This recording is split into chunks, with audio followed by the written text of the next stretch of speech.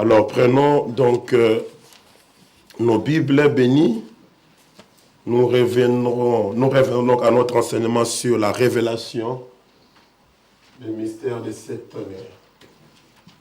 Nous sommes en train de voir ce mystère sur les 7 tonnerres d'Apocalypse 10.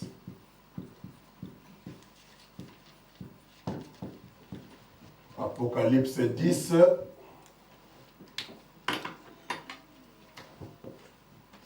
Du premier verset jusqu'au 7e verset.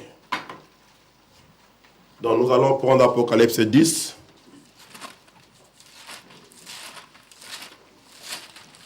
Je lis la parole du Seigneur.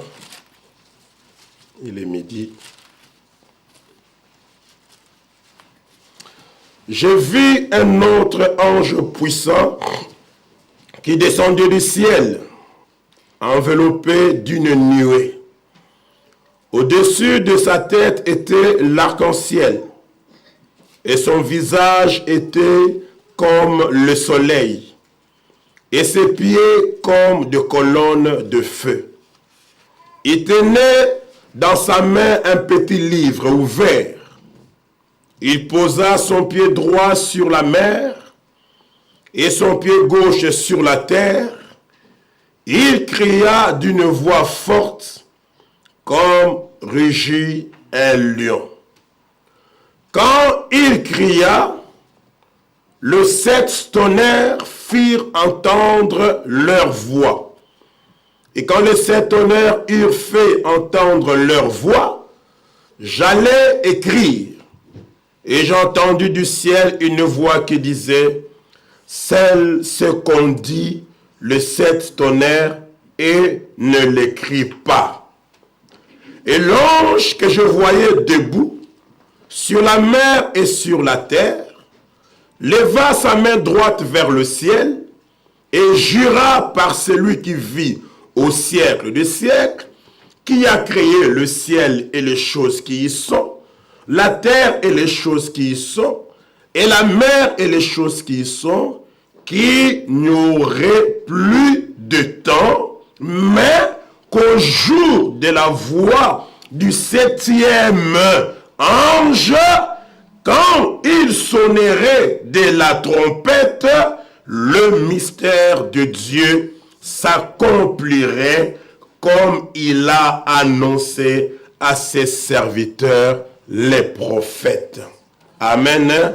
Vous pouvez vous asseoir alors que je continue avec Ésaïe chapitre 29.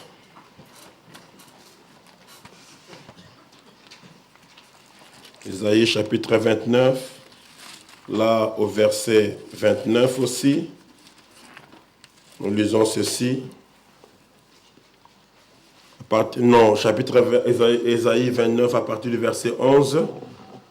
Verset 11 plutôt. Toute la révélation est pour vous comme les mots d'un livre cacheté, que l'on donne à un homme qui sait lire, en disant, lis donc cela, et qui répond, je ne le puis, car il est cacheté. Ou comme un livre que l'on donne à un homme qui sait lire, qui ne sait pas lire, en disant, lis donc cela, et qui répond, je ne sais pas lire. Amen. Je termine avec Jérémie, chapitre 33, du verset 2 jusqu'au verset 3. Jérémie, le verset 2 dit, ainsi parle l'Éternel qui fait ces choses. L'Éternel qui les conçoit et les exécute, lui dont le nom est l'Éternel. Invoque-moi et je te répondrai, je t'annoncerai de grandes choses, des choses cachées que tu ne connais pas. Que Dieu ajoute des bénédictions à la lecture de sa parole. Amen. Donc, aujourd'hui, j'ai pensé commencer le 2e chapitre. On verra comment est-ce qu'on va terminer avec ce premier, si on aura le temps d'introduire le 2e chapitre. Le deuxième chapitre, ça sera pourquoi est-ce que Dieu se cache? Pourquoi est-ce que Dieu écrit ces choses en symbole? Pourquoi est-ce que ce sont des paraboles? Donc nous allons voir ça dans ce deuxième chapitre et puis nous allons continuer. Donc aujourd'hui, nous voulons dire un dernier mot sur le premier chapitre. Le premier chapitre qui était Apocalypse, livre des symboles. Amen. Donc nous avons dans ce chapitre ici parlé donc c'est quoi Apocalypse, le livre même d'Apocalypse. Nous avons parlé de cet ange puissant qui descend dans ce livre d'Apocalypse. Qui est-il? Cet ange qui a une arc-en-ciel enveloppé d'une nuée. Qui est-il cet ange-là? Amen. Amen. Nathan, c'est qui cet ange-là? Tu as compris la question? Tu pensais à quoi? Tu n'étais pas dans la salle, hein? Pourquoi tu n'étais pas dans la salle, mon grand? Alors, nous avons vu qu'il posait un pied sur la terre et un autre pied sur la mer. Nous avons montré qu'est-ce que cela voulait dire. Et nous avons constaté que cet ange-là, quand il descendait, il avait un petit livre. Et ce livre-là était ouvert. Nous avons vu, c'était quoi ces livres? Nous avons vu être ouvert, ça voulait dire quoi? Et nous avons vu qu'il a crié d'une voix forte. Et ce cri a été comparé au rugissement d'un lion. Et quand il a crié, il y a eu 7 tonnerres qui sont sortis. Et nous avons vu c'était quoi le chiffre 7. Et nous avons vu c'était quoi le mot tonnerre. Tout ce que nous avons fait jusque-là, c'est de trouver la valeur de X. Pour après relire l'Apocalypse 10 de 1 à 7 en remplaçant chaque inconnu par sa valeur. Amen. Et donc, nous sommes seulement restés dans la Bible parce que la parole s'interprète elle-même. Une écriture interprète une autre écriture. Et c'est en étant dans la Bible que nous avons trouvé tous ces symboles-là, ça voulait dire quoi? Amen. Et aujourd'hui, il y a un autre symbole dont on n'a pas parlé, parce qu'il dit, Jean cache cela, ne l'écrit pas, mais au jour de la voix du 7e ange, amen, amen. Quand il sonnerait de sa trompette, les mystères de Dieu s'accompliraient. Donc, on va voir ce 7e ange, parce que vous ne pouvez pas avoir une image complète de ce chapitre-là, si vous ne savez pas c'est qui ce 7e ange. Amen. Amen. Il y a un ange puissant qui descend. Amen. Amen. On a vu qui il était. Et il dit à Jean, c'est vrai que je t'avais dit d'écrire tout ce que tu vois, tout ce que tu entends. Mais ce que je vais prononcer maintenant de ma bouche, c'est cette tonnerre qui vient de faire retentir leur voix. Toi, n'écris pas ça. Amen. Amen. Qu'est-ce que Jean voulait écrire? Jean ne voulait pas écrire ces tonnerres en gros de nom. Jean voulait écrire ce que les 7 tonnerres ont dit. Yeah. Amen.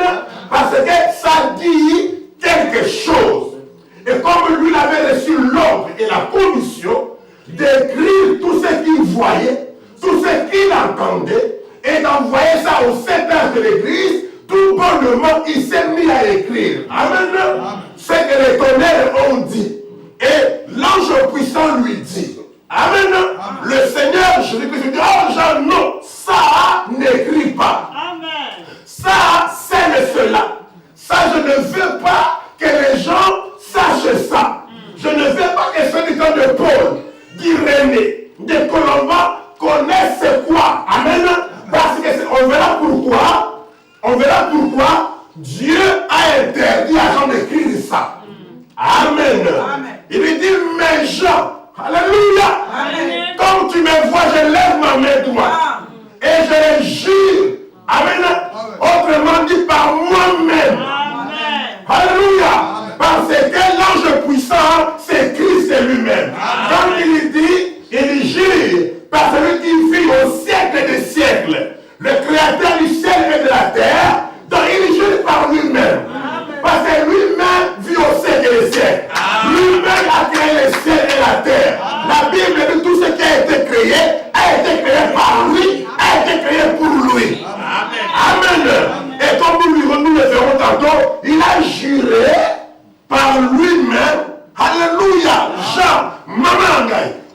Lingala, Lingala là-bas. Amen. Jean, je te jure. Et l'autre disait, voilà. C'est comme ça que quand on était païens, c'est comme ça qu'on jurait.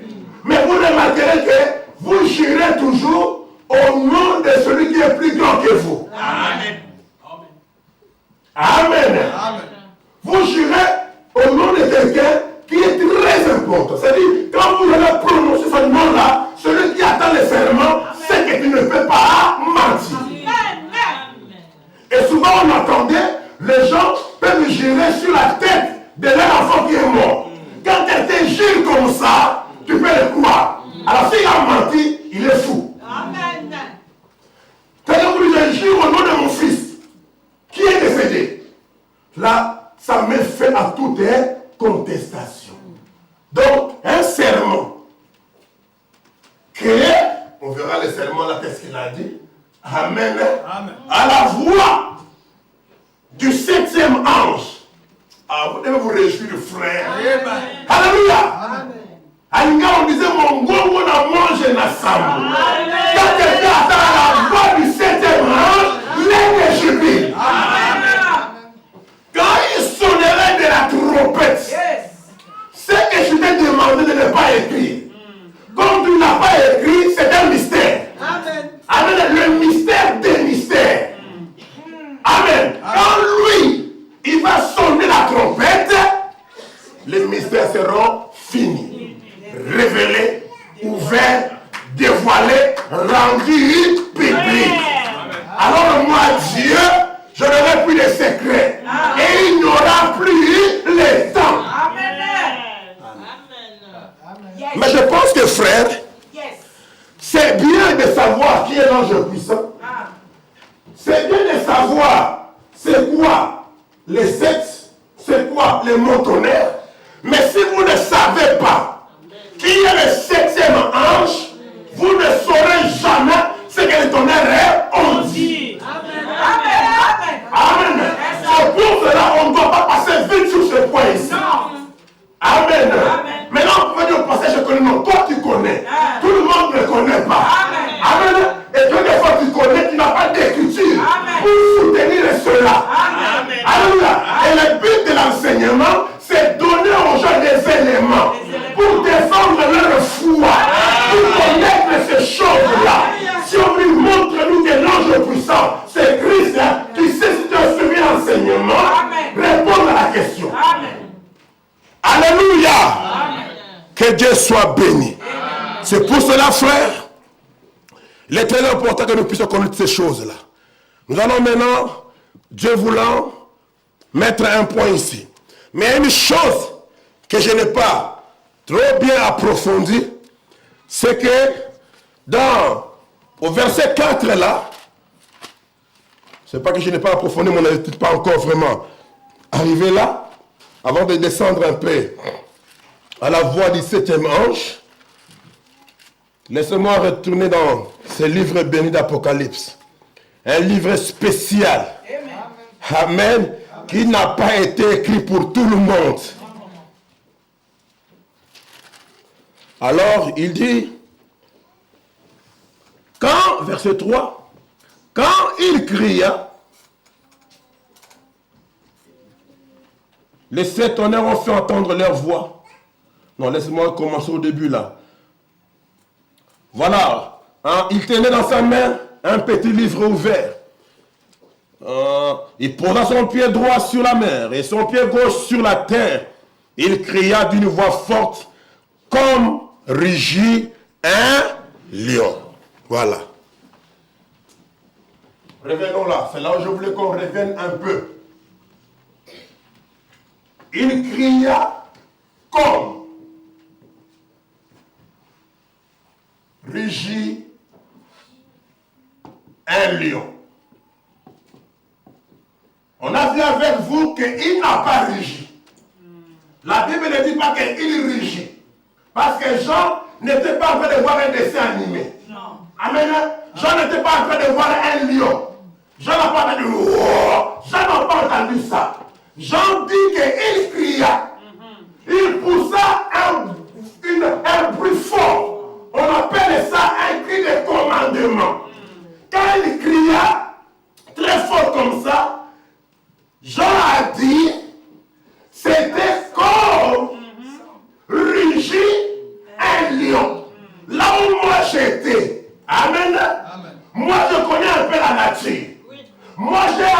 des lions.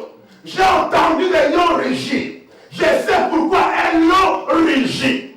Il a crié dans le même but, pour les mêmes raisons, de la même manière. Amen. Pour lesquels un lion rugit. On a vu que Jean a comparé l'ange puissant d'abord à un lion. Maintenant, je vous ai dit que le lion est un félin. Et le lion, il n'est pas le seul animal qui rugit. Dans tous les choses qu'on appelle les grands félins, parce que le chat est un félin aussi, mais un petit. Amen. Mais dans les familles de grands félins, nous avons les léopards. Amen. Ah, il est aussi puissant. Nous avons les panthères. Amen. Nous avons les guépards. Toutes ces familles de grands félins, tous rugissent. Les chats, lui, ils miaulent. Amen. C'est là où nous avons, avec ça, nous avons découvert c'est quoi tonnerre. Quand un homme n'est pas silencieux, on dit qu'il parle. Quand un chien n'est pas silencieux, on dit qu'il miaule. Quand un chien aboie. Un chat, il miaule. Un cheval, c'est le hennissement. Une abeille, c'est le bourdonnement. Donc, quand les animaux, amen, que ce soit les animaux et nous, animaux humains, quand nous ne restons pas silencieux, on fait entendre notre voix, chacun de nous a un qualificatif de cela. Maintenant, quand Dieu n'est pas silencieux, amen, quand Dieu lui parle, on appelle ça commun. On a découvert avec vous, merveilleusement bien, et j'ai aimé la réunion le dimanche passé, amen, que Dieu, quand il parle, quand il n'est pas silencieux, la Bible dit il tonne. Amen. Et Dieu tonna du haut des cieux. On a dit que le haut des cieux, c'est pas qu'il est là-bas. Non, il abaissa les cieux. Amen. Sur la montagne de Sinaï. Amen. Quand Dieu quitte le ciel, ça ne veut pas dire qu'il met un pied comme ça et il saute. Non. Quand Dieu vient, c'est tous les ciels qui se déplacent. Amen. Donc vous comprenez que le ciel est une atmosphère. Amen. Le ciel est une dimension. Amen. Le ciel, ce n'est pas un lieu qui est là-bas à 6000 km. Ça, c'est une compréhension charnelle. Amen. Amen. Amen. Oh non, j'avais reçu une vision et je suis allé au ciel. Et le monsieur dit, je voyais 6 heures aller, 6 heures retour. Faux. Vous croyez comment? Tu as pris l'avion, tu as pris le fusil et tu as pris quoi? Et reste-moi, nous connaissons quelqu'un qui était allé au ciel. Il dit, quand je suis allé au ciel, j'ai regardé, j'ai voyé mon corps. Si tu fais 6 heures pour aller, comment tu vas voir encore en bas? Et le monsieur disait, quand il montait, il voyait donc quand il revenait plutôt, il voyait des bébés en train de monter, qui venaient de mourir, des vieillards en train de monter. Donc il faisait des... C'est comme si au ciel là-bas il y avait des... Non. C'est comme si quand je meurs ici, ouf, je commence à monter comme Jésus. On le voit, non, ça ne se passe pas comme ça. Le ciel n'est pas loin. Oui. Amen. Le ciel est ici. Amen. Le ciel, c'est une autre dimension. Amen. Il vous suffit simplement avec la grâce de Dieu de passer de la dimension dans laquelle nous habitons, qu'on appelle la matière, la lumière et le temps. Amen. Et d'entrer dans une autre dimension. Il y a une 4e dimension, ce sont les hommes. C'est aussi ici. Amen. Ici, les images sont en train de filer. Les voix sont en train de filer. Amenez-moi un appareil qui a une antenne. On captera ces voix. C'est là où frère Branham me dit, la voix de Jésus est encore sur la terre en train de circuler. Pourquoi on appelle ça aussi un mouvement sinusoïdal? Ce sont des ondes. Ça ne s'éteint pas. Amen. Donc tu prends une pierre, tu jettes dans l'eau, ça crée des ondes. Frère, ça ne s'éteint pas. Ça continue, ça continue, ça continue. Amen. Donc quand Dieu vient du ciel, il ne saute pas. Non. Il fait abaisser les cieux. Il dit, voici je suis descendu sur le mont Sinaï, mais je vous ai parlé du haut des cieux. Tout ça, on a vu ça. Amen. Revenons ici. léopard, panthère, guépard et tout ce que vous pouvez trouver des grands félins là, tous rugissent. C'est pour cela notre bien-aimé Jean le Divin a pris les soins de préciser qu'il a crié comme un rugit, pas un léopard, pas un panthère, pas un guépard, de la même manière que rugit un lion. Maintenant, les hommes de science nous disent, ceux qui observent les animaux, ils disent tous ces félins rugissent, mais le rugissement du lion est plus fort et plus profond. Et on dit que quand un lion rugit, tu peux l'entendre à 8 km, frère. Amen. Quand un lion rugit, tu peux faire pipi dans tes habits. Quand un lion rugit, tu peux avoir une crise cardiaque. C'est profond. Ça secoue la terre. Ça secoue l'environnement. Alléluia. Comme ma soeur, elle travaillait à l'Union européenne en Afrique, au Congo. Elle m'a raconté qu'ils sont allés dans une mission de service à l'Équateur.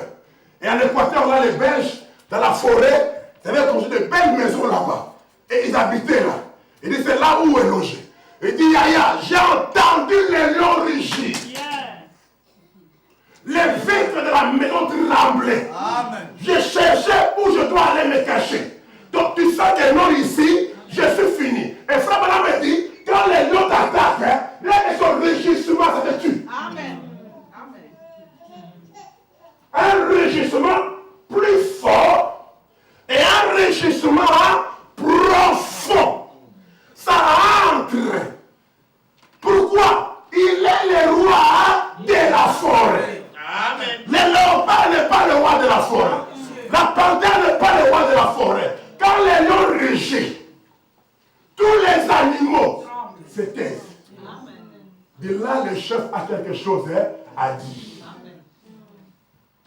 Mais pourquoi rugit un lion? Un lion, quand il rugit, ce n'est pas pour le plaisir de rugir. Un lion ne fait pas des bruits ridiculement comme ça, comme les chiens, les petits chiens morveux qu'on voit là avec le vieil mémé. Des petits chiens mais qui font beaucoup de bruit pour rien. Mais le lion, quand il rugit, il a un message à passer. On nous enseigne par la science. Il dit qu'un lion rugit, amen, c'est premièrement pour délimiter, marquer son territoire, protéger son territoire, réclamer son territoire, réclamer sa propriété, réclamer sa possession. Quand un lion descend, amen, il commence à marcher comme ça, en posant les plantes, les empreintes de ses pas. Amen. Il marche comme ça, il rugit, il est en train de vous dire, cet endroit ici m'appartient. Je réclame ma propriété. Je suis le juge suprême, le tout-puissant. Personne ne peut entrer ici. Si ça m'appartient. Alléluia. C'est pour cela quand il descend, le nom de la tribu de Juda, il rugit, pas il rugit, il poussait un cri pour dire je suis descendu. Je ne suis plus un agneau, je suis le lion. Je descends pas pour racheter, je descends pour réclamer ma possession. Amen. Amen. C'est qui m'appartient. Ah, dis-moi, amen, frère. Il dit, Jean, dis-leur, celui que moi j'ai racheté, je l'ai racheté. Je ne le perdrai jamais. S'il y a des difficultés, des problèmes, je suis là pour réclamer. C'est mon cadeau. C'est mon droit. Je ne laisserai jamais cela être foulé aux pieds. Il est le juge suprême. Il descend et il rugit comme un lion. Jean est un prophète, frère. Jean comprend ces choses-là. Les gars qui descendent là, c'est la fin de l'histoire. Il réclame sa possession. Il délimite son terrain. Alors frère, pourquoi tu peux avoir peur? Vraiment. Alléluia. Pourquoi tu vas avoir? Est-ce que ta peur peut changer quelque chose? Un chrétien qui a peur, c'est une insulte à son Dieu.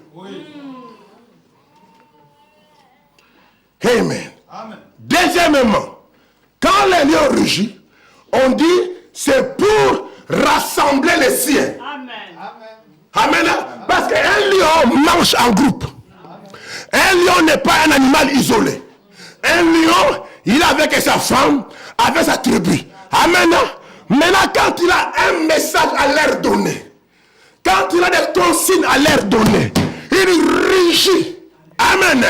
Et tous les lionceaux, tous les lions qui étaient à la chasse, ils savent que non, là c'est un cri de commandement pour rassembler l'église.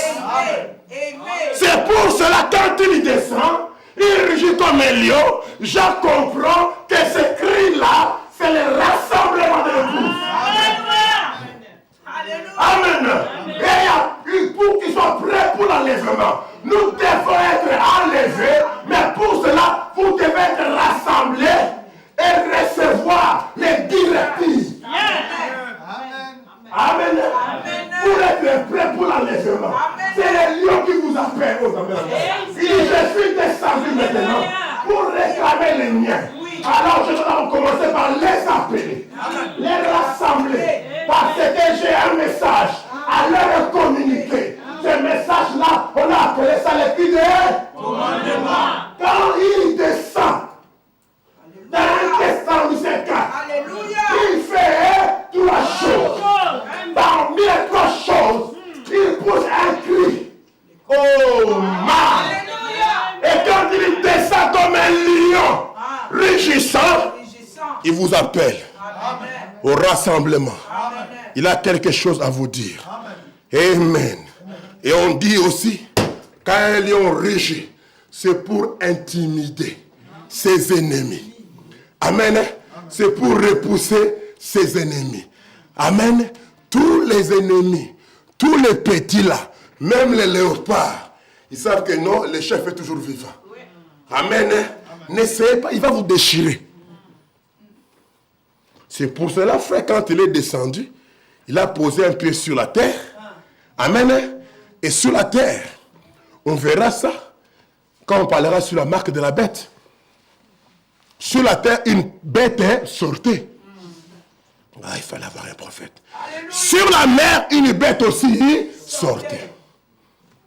Comme l'Apocalypse est un livre de symboles, la question est, c'est quoi la bête qui sort de la terre? Et c'est quoi la bête qui sort de la mer? D'abord, c'est quoi la bête? Une bête, nous savons, c'est une puissance. Dans la Bible, une bête a toujours typifié une puissance. C'est pour ça les chameaux qui ont amené Rebecca à l'enlèvement est une puissance, alléluia, qui nous donne la foi de l'enlèvement. C'est le message de ce jour. Amen. Maintenant, on dit qu'elle sort de la mer. C'est quoi la mer? C'est quoi les eaux? Amen. L'autre sort de la terre. C'est quoi la terre? Un endroit sec. Amen. Comme si les eaux, c'est des populations. Comme la terre, il n'y a pas d'eau, c'est un endroit désertique. Amen. De cet endroit désertique est sortie une bête. Une puissance. Nous verrons cela. C'est quoi la terre là? Et c'est quoi la bête qui sort? C'est pour cela quand il descend, amen, il veut intimider, il veut dominer, il veut dire à ses ennemis, parce que les ennemis du message, c'est les bêtes là. Amen. Il descend et il dit, oh frère, c'est pour cela, nous n'avons pas peur de l'église catholique. Non. On n'a pas peur de la Rome. Non. C'est le gouvernement qui a peur de l'église catholique, mais le pousse. Alléluia. Il n'a pas peur. Non. Il met un pied. Il dit, tout ce qui est comme puissance, sortant de la mer, je domine. Amen. Celles qui sont de la terre, moi, je domine. Amen. Amen. Et il lève sa main. Ah. Lisons ça. Voilà les trois raisons. Maintenant, il lève sa main.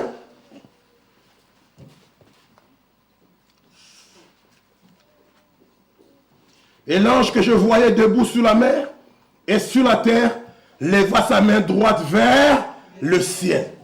et jura par celui qui vit au siècle des siècles, qui a créé le ciel et les choses qui y sont, la terre et les choses qui y sont, qu'il n'y aurait plus de temps. Maintenant, lisez ça autrement. Jean regarde, il voit cet ange puissant. Il lève la main. Ça, c'est ce que Jean voit. Et il attend l'ange puissant dire, il n'y a plus de temps. Au jour de la voix du septième ange, quand il sonnerait de la trompette, les mystères de Dieu seront révélés. C'est ça le serment. Amen. Un serment, on parle. Quand le président de la République fait son serment, il parle. Il dit, je jure de respecter la Constitution, de protéger et de garantir la Constitution. Quand quelqu'un au tribunal jure, il lève la main, je jure de ne dire la vérité, rien que la vérité. Un serment est une proclamation, est une déclaration. Maintenant, lui, l'ange puissant, déclare. Amen. Prenons d'abord Hébreux chapitre 6 pour voir l'importance de ces serments. C'est pour ça que quand quelqu'un vous dit que ce n'est pas révélé, dis-lui qu'il a menti. Amen. Parce qu'il a juré. Yeah. Oh, alléluia. Quand on dit que ce n'est pas connu, quand on dit que le septième ange est parti sans rendre cela public, nous sommes en train de dire que l'ange puissant a menti. L'ange puissant ne peut pas mentir sous serment. Non. Amen. Amen. Frère, si les hommes ont des difficultés, tu sais qu'un président peut démissionner parce qu'il a menti sous serment. On appelle ça un impeachment. Amen. Quand Clinton a menti sous serment, il a tremblé, frère. Il a passé des moments difficiles. Il dit, il doit être destitué. Tu peux mentir au téléphone, mais quand tu mens sous serment, c'est très grave. Hébreux, chapitre 6. Amen. Il dit, au verset 13, lorsque Dieu fit la promesse à Abraham, ne pouvant jurer par un plus grand que lui, il jura par lui-même. Et dit, voilà, quand tu jures, tu dois dire quelque chose. Il dit, certainement, toi vas enlever sa frère. Je te bénirai et je multiplierai ta postérité. Est-ce que ça n'est pas arrivé? C'est arrivé. Amen. Parce qu'il a juré. Sous serment. Frère, Abraham pouvait à ce moment-là dormir tranquille. Même si après 500 ans, il n'avait toujours pas d'enfant, Abraham devait savoir. Celui qui ne ment pas a fait un serment par lui-même que j'aurai une postérité. Amen. Comme il m'a béni, qui peut maudire Abraham? Qui peut maudire Abraham? Et si tu es la semence d'Abraham, je vais te dire ce matin que Dieu a juré par lui-même qu'il te bénira. Après ça, elle va te faire mettre debout, ma fille. Le problème, c'est quoi? Le problème, c'est que nous lisons les Écritures, nous ne les approprions pas. C'est ça le véritable problème. Quand la Bible dit, tous ceux qui sont en Christ sont la postérité d'Abraham. Et que Dieu vient, pas qu'il envoie quelqu'un d'autre, Dieu lui-même. Il jure par lui-même que je te bénirai. Toi et ta postérité. Mais comment tu peux être triste? Comment tu peux déprimer? Comment tu peux penser que ça n'ira jamais avec toi? Tu es croyant ou tu es païen? Non, pasteur, mon problème a duré 10 ans. Le problème d'Abraham a duré. Je vais vous calculer ça. Pas 25 ans plus.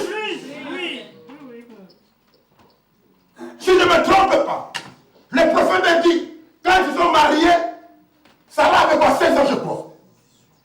16, 18.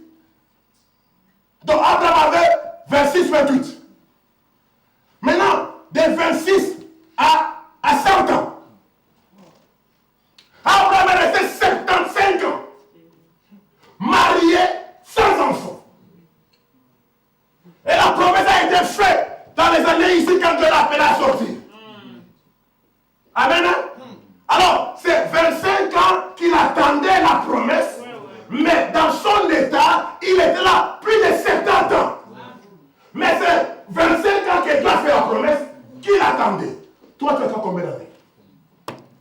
Le problème, c'est que nous ne pensons pas que Dieu n'est pas dans les temps.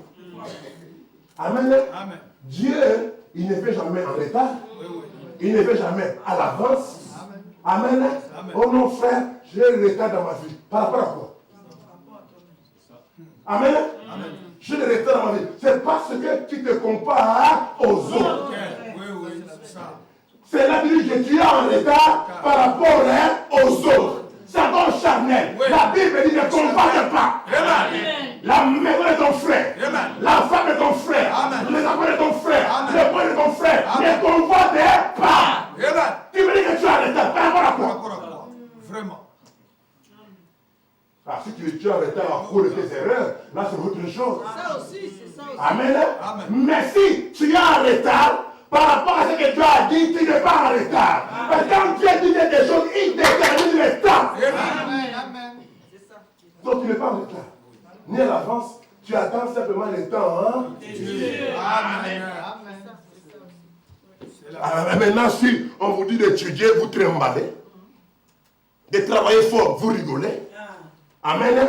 Vous perdez 1 an, 2 ans, 3 ans, 5 ans. Là, tu es en retard à cause de tout. Amen. Ce n'est pas la volonté de Dieu que tu sois en retard de 10 ans d'études. Je ne crois pas. Non. Mais vous-même, vous laissez la place au diable de vous créer des retards. Et je ne vais pas quand même. Amen. Amen. Alléluia. Alléluia. Amen. Vous devez vous marier dans les 27 ans. Amen. Dans les 25 ans là. Si on veut suivre les choses normales. Amen. Tu termines tes secondaires à 18 ans. Tu ajoutes 5 ans si tu veux faire des trucs compliqués là. Tu ajoutes 5 ans à 23 ans. À 24 ans. À 25 ans, tu devras avoir le premier bébé. Ah oui, hein. Amen. Amen. Je veux que les jeunes gens se marient. Ce n'est pas moi, c'est la Bible. Amen. Bon, maintenant, moi je suis ton papa. Toi tu es un garçon. Tu tournes. Tu as 22 ans, 26 ans, tu es toujours en 3e secondaire. Eh, papa, je vais me marier. Non. Ça, tu me compliques l'équation. Je dis, mais tu es en 3e. Pas de métier, pas de travail. Tu vas nourrir la femme comment? Amen. Amen. Mais si tu as un métier, tu es plombier, tu es, je sais pas moi, un sapeur-pompier, ou policier, ou mécanicien, je sais que non, il nourrira sa femme. Ce n'est pas que non va empêcher papa. Ah! On vous a élevé pendant des années. Tu commences à envoyer ton fils chez papa. Non. C'est que nous vivons en Afrique, hein, jusqu'aujourd'hui. Les gens qui ont 40 ans, ils téléphonent toujours. Bon, ça c'est une autre chose. Mais revenons ici. C'est pour vous dire, ne blaguez pas. Amen. Amen. Ça, je dois le dire bien. Et je le dirai encore aux jeunes, ne blaguez pas. Regardez, nous sommes des vieux. Nous continuons toujours à payer des emprunts hypothécaires. Ce n'est pas normal. C'est ça aussi. À notre âge, là, on devrait finir les affaires des emprunts hypothécaires. Oui. Et se réjouir un peu. Comme il fait chaud comme ça. Je vais au Congo. Oui. Mais tu es lié avec des trucs là-dedans. Pourquoi c'est le retard? Mais l'homme blanc a prévu les choses. L'homme blanc est un visionnaire. Frère, quand il y a quelque chose de bien à quelqu'un, il faut reconnaître ça. Amen. Oui, c'est vrai. Je vous dis la vérité. Amen. Quand il y a quelque chose de bien dans quelqu'un, il faut reconnaître. Amen. Alors ne venez pas avec les discours, non, frère, nous souffrons à cause de, c'est faux. On est frère, si nous souffrons à cause de ceux qui sont plus intelligents que vous. Amen. Si quelqu'un vient, il me sépare avec ses frères ici. C'est que c'est quelqu'un qui est plus intelligent que nous deux. Voilà. Amen. Il est plus malin. Il vient, il dit là-bas, écoute, les frères là appellent les armes. Voilà. Ils vont t'attaquer. Fais attention. Nous, on peut te protéger. Hein. Prends aussi les armes. Attaque-le le premier. Lui, comme il n'est pas intelligent, il ne vérifie même pas. Il ne me téléphone même pas. Il dit, ah, frère là-bas, passant en course. Nous avons appris que vous avez pris les armes pour nous attaquer. Qui vous a appris ça? Frère de Bokele. Il répond, mais non. Les frères de la Belgique. Un blanc comme ça. Je disais non, il vient d'arriver chez moi ici, il a dit la même chose. À ce moment-là, il n'arrivera pas à nous diviser. C'est ça la chose. Je me pose beaucoup de questions, frère. Oh non, ils nous font souffrir. Non, c'est faux. Vous nous faites souffrir, là, vous fous. Amen. Laissez les blancs tranquilles. Les blancs, ils travaillent pour son pays. Ah, permettez-moi un peu de parler de ça parce que j'ai des jeunes ici, ils doivent connaître ces choses. Amen. Je dois leur dire ces choses. Parce que beaucoup, ils pensent que non, le professeur il est raciste. Non, non, non, non, non, non. Tu n'as pas beaucoup étudié, tu n'as pas beaucoup étudié. Voilà. C'est vrai que les racistes existent. Mais frère, si tu as étudié pour avoir 19, si les racistes, tu en auras 15. On ne peut pas faire parce que quelqu'un de 19 à 3, c'est impossible. C'est impossible. Ça, c'est un petit esprit qui entre. Ça ne sert à rien. De toute façon, tu es en Belgique. Donc, ça n'ira jamais. Non, c'est les diables qui vous disent ça. Voilà. Amen. Si les garçons ici étudient 10 heures par jour, frère, ne me dites pas qu'il ne va pas réussir. Non, c'est impossible. Amen. S'il étudie 10 heures par jour, si là il ne comprend pas, il cherche à comprendre. S'il ne comprend pas, il se met à genoux à crier. Frère, on ne parle pas d'un Dieu historique. On parle d'un Dieu vivant. Donc tous les paresseux là, ils passent les temps à se plaindre. Oui. C'est vrai. Amen. C'est ça. Ah, vous circulez sur l'autoroute.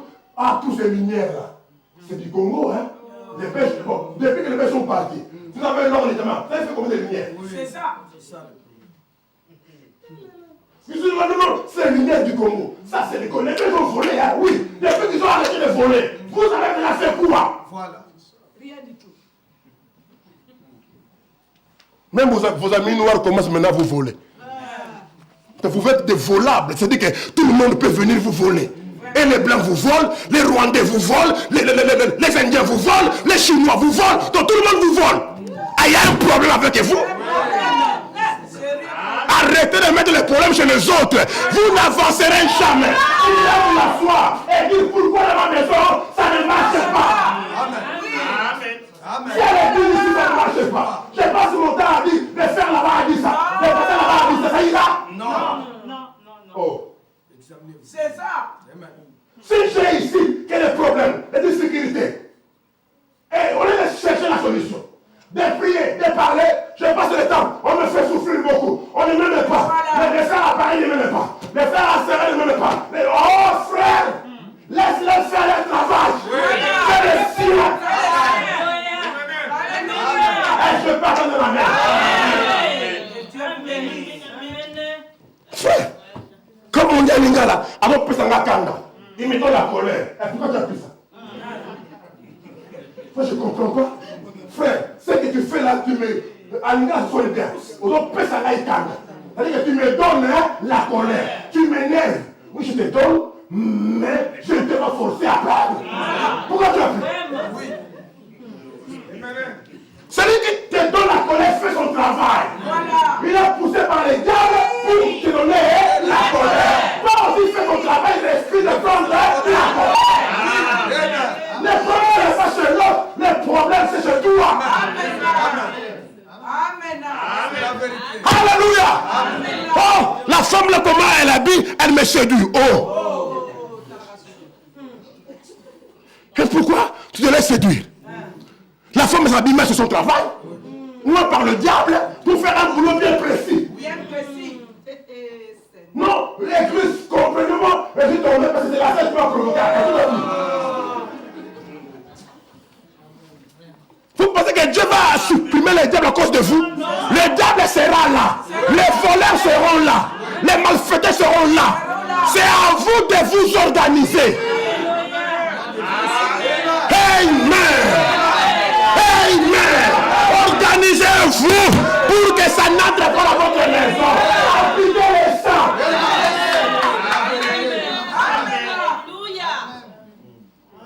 On s'énerve pour rien.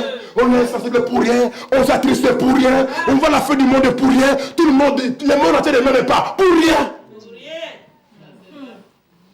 Mais ici, il vous dit à vous, la sémence d'Abraham. Ah, j'aime Dieu quand il parle. Effectivement, Dieu aimait Abraham. Une alliance inconditionnelle. Il jura par lui-même et dit, oh j'aime cela, certainement, je te bénirai et je multiplierai ta postérité. C'est ainsi qu'Abraham, ayant persévéré, obtint l'effet de la promesse. Or, les hommes jurent par celui qui est plus grand que eux. Et le serment est une garantie qui met fin à toute contestation, à tous les différends. Si je suis un homme honnête, un homme sincère, un homme respectable, si je dis à ma femme, chérie, je n'ai pas fait ça. Amen. Je n'ai pas fait ça. Amen. Cela veut dire quoi? Je parle. Mais nous sommes arrivés au point où la Bible dit ne jurez ni. Amen. Par la terre, ni par le ciel, ni par les autres. Et votre oui soit oui. Et votre non soit non. Donc quand les croyants parlent, c'est déjà un serment. Amen. Le problème de non. Quand les croyants parlent, c'est déjà un serment. Parce que le croyant est censé dire la vérité, bien que la vérité. Amen. La femme ne va me demander, jure d'abord, jure au nom de Saint Branham, jure au nom de ton papa, jure au nom de Jésus. Non. Merci Seigneur. Quand vous me demandez de jurer, c'est que vous ne croyez pas en moi. Je parlais. Et cela devait mettre fin à toute contestation. Si la contestation continue, c'est qu'elle ne croit pas en moi. Là, il y a un problème. Si le frère vous dit, le problème c'est que maintenant, le frère peut mentir comme il respire. Oui. Vous savez, quand on a cru le message, on a arrêté de voler. Et on pensait que les voleurs n'existaient plus. Ah, je vous dis la vérité. Amen. Tu rentres dans le taxi-bus, tu mets le sac là. Tu penses que tout le monde est honnête, comme toi tu es devenu honnête. Oui. Est-ce qu'on vient à l'église, on surveille son sac? Non. On pense que tout le monde ici ne peut pas voler. Non, le frère peut laisser les gens par terre. L'idée ne passe pas. Mais maintenant, fais attention. Parce que les voleurs sont entrés dans les églises. Ils volent même les offrandes. Ça, c'est compliqué. Amen. Je continue. Or, les hommes jurent par celui qui est plus grand que eux. Et le serment est une garantie qui met fin à tous les différends. C'est pourquoi Dieu voulant montrer, avec plus d'évidence aux héritiers de la... Est-ce que tu en fais partie? Donc, lisons comme ça. Dieu voulant montrer avec plus d'évidence à toi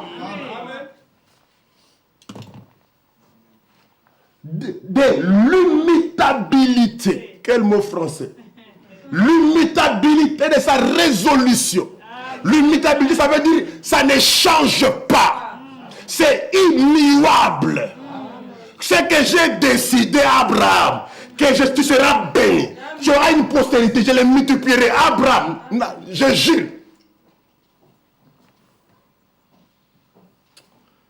Et intervient par un serment, afin que par deux choses immuables, dans lesquelles il est impossible à Dieu, que Dieu mente, nous trouvions un puissant encouragement.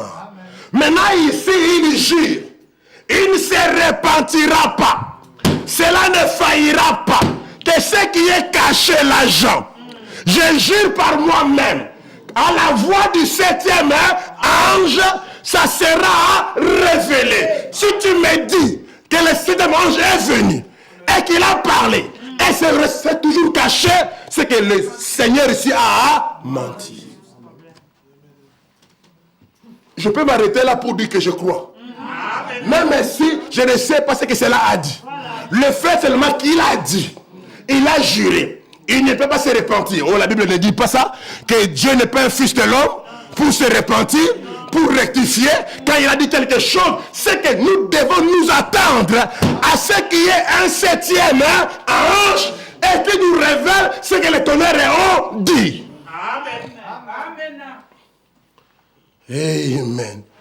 Je jure, quand il sonnerait de la trompette, quand il commencera à proclamer son message, amen, nous lirons, pas quand il commencera son ministère, mais quand il commencera à proclamer son message, ces mystères seront révélés. Amen. Voilà. Voilà ce qu'il fait. Voilà ce serment, ce que cela voulait dire. Vous avez compris ça? Quand il a juré, je ne me repentirai pas. Cela ne faillira pas. Cela est une certitude, une garantie. Ça met fin à toutes les contestations. Crois-moi, Jean, à la voix du 7e ange. Ces choses que tu as entendues, que je t'ai interdit d'écrire, seront connues à la fin du temps. Est-ce que l'assemblée suit un peu là? Amen. Et quand il a juré, il a dit qu'il n'y aura plus de temps. Amen. Et le prophète dit, cela veut dire que la rédemption est terminée. Amen. Écoutez-moi bien, frère, dans la prédication, les instructions de Gabriel à Daniel, vous trouverez, lisez 62, 63 paragraphes. Je saute un peu parce que je cours maintenant. Et il dit, après avoir vu ce qu'il en était de son discernement de Daniel, on verra ensuite ce qu'il en est des sceaux. Il n'y a plus de temps. La rédemption est terminée. Maintenant, il est le lion. Amen. Et le juge. Amen. Quand il faisait la rédemption, il était un agneau. Maintenant, je vais éclaircir quelque chose ici pour me dire clairement ce que je crois. Parce que beaucoup de gens pensent, quand on dit que la rédemption est terminée, cela veut dire que Dieu ne sauve plus les gens. Et cela veut dire que le péché ne peut plus se repentir. Cela veut dire que la porte est fermée. Non. Ça veut simplement dire qu'il n'est plus l'agneau. Il était agneau dans l'Apocalypse chapitre 5. C'est là où il faisait l'œuvre de la rédemption. C'est là où il était en train de mourir pour toi. C'est là où il était en train de mettre ton nom dans les livres. Amen. Quand il descend, il n'est pas un agneau. Non. Il est un lion pour vous montrer que l'œuvre de la médiation, l'œuvre de l'intercession, l'œuvre de la rédemption, je l'ai déjà fait. Amen. Je viens maintenant. Amen. Dans cette seconde venue, pas pour mourir. Non. Ça, je l'ai déjà fait. C'est pour cela, il dit, là-bas il était agneau, il est maintenant lion et le juge. Il éclaircit, dit, ce matin, il est votre sauveur. Ce matin de l'heure maintenant, il est votre sauveur. C'est qu'il est en train d'intercéder pour tes péchés, pour mes péchés. Amen. La rédemption terminée, ce n'est pas que non, on ne sauve plus, on ne fait plus l'appel à l'autel, c'est fini. Non. Voilà pourquoi nous continuons à évangéliser, pour que les pécheurs reviennent au Seigneur. Mais je vais vous dire, la rédemption est terminée, ça veut dire que les noms de tous ceux qui doivent être sauvés, amen, sont connus par Dieu, ont été écrits dans les livres de la vie de l'agneau avant la fondation du monde. Ce qui se passe maintenant, il appelle seulement ceux dont les noms sont écrits. Et je vais lire pour voir quel nom est écrit. Comment est-ce qu'il appelle les noms qui sont écrits? Dieu a déjà sauvé. Amen. Alléluia. Amen.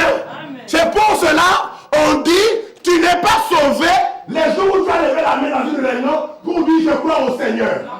C'est seulement ces jours-là que tu as reconnu l'œuvre du calvaire. Mais sauvé, tu l'as déjà été. Avant la fondation du monde. Avant même que tu ne pêches. Amen. Il t'a sauvé. Mais seulement maintenant, aujourd'hui, ce soir, que tu reconnais et tu acceptes. Amen. Avant tu ne l'acceptais pas encore. Tu l'acceptes maintenant. Amen. Autrement, frère, vous vous contredisez vous-même. Vous devez arrêter de prêcher, de faire appel à l'autel, de prier pour les âmes perdues, parce que Dieu ne sauve plus. Dieu continue à sauver. Amen. Mais cela veut dire qu'il est en train d'appeler ce qu'il a déjà sauvé. C'est là où je vous lirai la Bible dit, tous ceux qui étaient destinés à la vie éternelle crurent. Ils ont été destinés. Si tu n'as pas été destiné à croire, tu ne croiras jamais. Amen. Si ton nom n'a pas été écrit, l'Apocalypse dit, ceux qui n'adoreront pas la bête, ce sont ceux dont le nom a été écrit avant la fondation du monde, dans les livres de l'agneau. Autrement, tu ne peux pas croire. Amen. Mais tu peux accepter aujourd'hui la rédemption qu'il a déjà fait. Amen. Aujourd'hui, nous sommes en train d'accepter la rédemption qui a déjà été achevée. Amen. La rédemption a déjà été achevée, mais Gabriel l'a accepté en 1900 et quelques. Est-ce que je suis clair? Amen. On reviendra sur ça. Amen. Et je crois que c'est la seule façon où l'Écriture ne nous contredit pas. Il n'y a plus de temps. La rédemption est terminée. Le prophète dit, il a terminé l'œuvre d'intercession. Amen. Il passe maintenant du trône de grâce et au trône du jugement. C'est là où il dit, ce matin, aujourd'hui, en 1962, il est votre sauveur. Mais un jour, il sera votre juge. On a dit un jour. Messieurs, est-ce le signe du temps de la fin? Paragraphe 194. Remarquez Apocalypse verset 3 et 4. 7 tonnerres. Puis regardez, verset 3 et 4. Et puis quoi? Un serment de cet ange puissant, disant que le temps était terminé. Quand? Lorsque ces tonnerres font entendre leur voix. Une autre explication là, le temps est terminé. Quel temps? Qui est terminé? C'est là où vous allez découvrir, c'est la dispensation des gentils. Amen. Amen.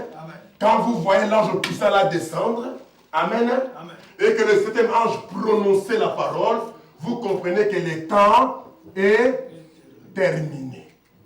Que la dispensation, le temps des gentils est fini. C'est pour cela qu'on appelle ça le message du temps de la fin. Amen. Amen. Ce n'est pas le message du fin des temps. Non, non. Est-ce qu'on est avec moi? Parce que le temps continue. Après l'enlèvement, le temps va continuer. Amen. Il y aura tous ceux que vous connaissez qui doivent suivre l'enlèvement. Amen. Le temps s'arrête quand nous retournons dans l'éternité. Amen. Mais aussi longtemps qu'on n'est pas dans l'éternité, nous sommes encore dans le temps. On ne dit pas c'est la fin du temps, mais c'est le temps de la fin. La fin de Dieu arrête de traiter avec les gentils. C'est pour cela c'est le 7, le message, le dernier message. Et nous sommes en train de vivre les dernières secondes, amen, de l'histoire de l'Église. Lorsque ces tonnerres, voyez-vous, firent entendre leur voix. Pensez-y, un ange enveloppé d'une nuée, d'un arc-en-ciel au-dessus de sa tête. Eh bien, vous savez qui c'est? Il a posé un pied sur la terre, un autre sur la mer, puis il a levé sa main et jura. Qu'est-ce qu'il jure? Il a juré. Écoutez bien son serment. Lorsque ces 7 tonnerres auraient fait entendre leur voix, il n'y aurait plus de temps. Voilà ce qu'il a dit dans les serments. Il dit, Jean cache ça. Mais quand cela va faire entendre leur voix, il n'y aura plus de temps. Si le mystère des mystères de Dieu est terminé, et si c'était la venue de ces 7 mystères, amen. Faisons un pas en arrière. Parlons un peu encore de ces livres ici. Nous avons vu que ce livre était le livre de la rédemption. Amen. C'était le livre ouvert, c'était les 7 sceaux.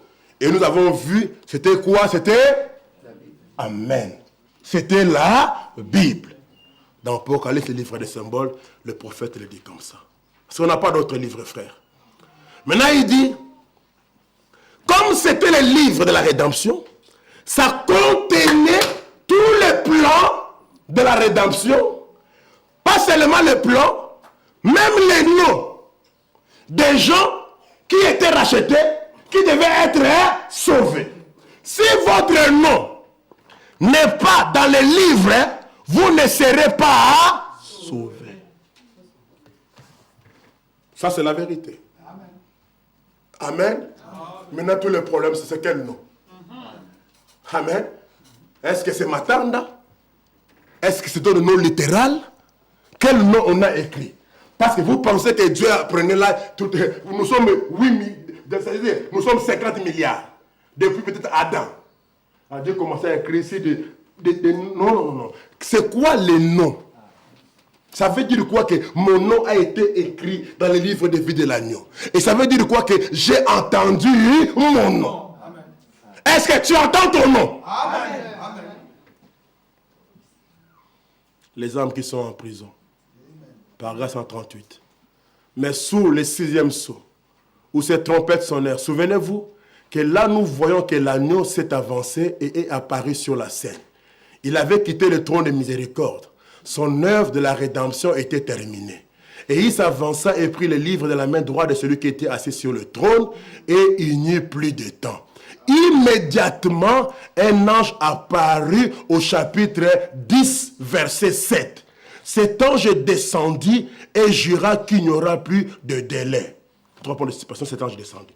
Mais voyez-vous, dans ce livre, se trouvait ceux qui étaient rachetés. Dans quel livre? Dans le livre à la main droite. Dans le petit livre ouvert, se trouvaient ceux qui étaient rachetés. C'était le livre de la rédemption. Et tous ceux qui l'avaient racheté étaient inscrits dans ce livre. Si tu es racheté, tu dois croire que ton nom est dans les livres. Amen. C'est là où les gens disent, si Branham est prophète, montre-nous le nom dans les livres. Amen. Si Jésus est le Messie, montrez-nous le nom de Jésus dans l'Ancien Testament. Mais je vous dis que le nom est écrit. Amen. Mon nom à moi. Yes, sir. Amen. Oh, c'est you dit Amen quoi? Mon nom à moi est inscrit dans les... Il faut me comprendre. Oui, c'est ça, la parole. Amen. Si vous ne comprenez pas, frère, ça sert à quoi de parler. Les gens doivent comprendre, doivent se réjouir, doivent témoigner. Et doivent affronter les diables pour dire que tu ne peux rien me faire. Amen, Gloria. Parce que mon nom est écrit dans les livres. Je vais te prouver que mon nom est écrit dans les livres. Tout ce qu'il a racheté, il est venu racheter ce dont le nom était écrit dans les livres. Amen. Pourquoi est-ce qu'il s'est arrêté à côté des achats? Oui, parce que c'est son nom. Amen. Il est venu. Zacha avait beaucoup de camarades, beaucoup de clients et de fournisseurs. Quand il vient, il s'arrête. Il s'achète. Descend. Amen.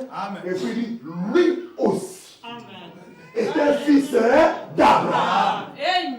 Donc Jésus, quand il est venu sur la terre, et il cherchait les gens dont le nom était écrit. Il a passé son temps à chercher le fils d'Abraham. Quand il est allé vers Matthieu, qui faisait payer les impôts, Pierre s'est fâché. Pierre dit, je n'aime pas ces gars-là. Chaque fois que je vends des poissons, les gars reviennent. Oh, où sont les impôts? Pierre n'aimait pas Matthieu, parce que Matthieu le tourmentait comme ça avec les impôts. Mais on s'en fout de toi, Pierre. Son nom était écrit. Amen. Amen. Alléluia. Alléluia. Car la femme à la mauvaise vie est entrée dans la maison des pharisiens. Même Pierre était scandalisé. Ah, je te dis la vérité. Tous les pierres là avaient l'esprit de pharisiens. Jusqu'à ce que le Saint-Esprit puisse entrer. Quand vous n'avez pas le Saint-Esprit en vous, vous avez un esprit de pharisien qui condamne tout le monde. Tout à fait. Je vous dis la vérité. Dans le message, il y a beaucoup de pharisiens. Ils ne connaissent pas la miséricorde. Ils ne connaissent pas le pardon. Ils ne connaissent pas la valeur d'une âme. Ces gens qui sont prêts à ce que le fait descende et brûle toute la vie. Pourquoi? Parce qu'on ne les a pas accueillis. Oh. Ils sont là avec Jésus dans une ville. On ne les a pas reçus. Et ils se fâchent. Vous fâchez pour n'importe quoi. Oh non, pasteur, vraiment, il ne peut pas parler comme ça à notre pasteur. Et pourquoi tu te fâches? Bénis l'Éternel. Dieu doit la pasteur un cœur de supporter. Il doit montrer qu'il est un fils de Dieu. Amen. Amen. N'incite pas que les pasteurs passent, non. Ordonne. Si tu dois donner ça vous-même, le feu. Et comment me dire, Jésus, ordonne. Non, pourquoi ordonner? Ordonne. Qu'on fasse que ça dans le feu. Frère, vous brûlez ville mon bimba. Brûlez toute une ville parce qu'on ne vous a pas accueilli. C'est ça. Jésus les regarde et dit, ouh. Vous ne savez pas de quel esprit vous êtes animé. Oui, c'est vrai. Le Fils de l'homme n'est pas venu pour perdre les gens. S'il ne croit pas aujourd'hui, il croira peut-être demain. Amen. Amen. Ça, c'est quand les pierres n'avaient pas le Saint-Esprit. C'est vrai, c'est vrai, c'est vrai, c'est vrai. Remarquez, frère, même quand il a reçu le Saint-Esprit, Dieu descend dans la vision avec Corneille. Il lui montre des trucs impurs. Pierre dit jamais. Jamais moi des trucs impurs, jamais. Dieu dit, tue et mange. Il dit jamais. Frère, les Juifs sont têtus. Un croyant doit être têtu. Sans compromis. Dieu dit à Jésus, je ne ferai pas de compromis. Amen. Un chrétien doit être têtu. Il dit, la Bible dit que ces choses-là, on ne mangera pas. Mais les choses, la vision dit, tue et mange. Comme il ne comprenait pas qu'on avait dit 3 fois, il dit non. Tu peux monter, tu peux descendre. Même si un ange descendait du ciel, il vous dit autre chose, contraire à ce que le 7e ange a dit. Amen. Alléluia. Amen. Même s'il vient de New York, il descend de Krefeld, il vient de Kinshasa, de la Côte d'Ivoire, de n'importe quel pays. Amen. Comme je disais à un monsieur qui prêtait pour le message, il dit, le prophète dit que les livres là, qu'Adam avait perdu sur la terre, c'est faux. Il dit, mais mon frère, vous encouragez toi. Vraiment. Le prophète dit c'est le titre de propriété. Oui. Avant l'avait sur la terre. Oui. Avant l'a perdu. Oui. Toi tu viens. Tu dis que non, c'est faux. Frère. Alléluia.